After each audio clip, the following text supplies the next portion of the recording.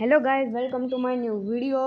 तो मैंने race role की और मेरे को शार्क रेस मिल चुकी है और मैंने फाइनली बुद्धा भी इक्विप कर ही लिया। और ये बुद्धा में से वो येलो कलर की जो होती है वो रिंग होती है, तो वो इसमें से गायब हो गई, लिटरली गायब हो गई।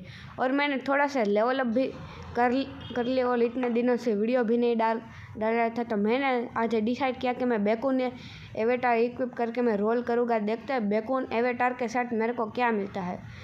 आज मैंने बेकून के साथ रोल किया और ये जियोली साला हर बार गंदा सा फ्रूट पकड़ा देता है। तो देखते हैं ये आज कैसा फ्रूट निकलेगा। रॉकेट रॉकेट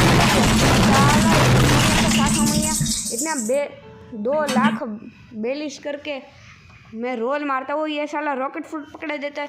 50,000 का मिल जाएगा तुमको। 50,000 का रॉकेट है, सिर्फ 50,000 का। मेरे को 2,42,000 का पड़ा है ये। और हाँ, मेरे पास रॉकेट था भी नहीं, मेरे पास रॉकेट नहीं था यार।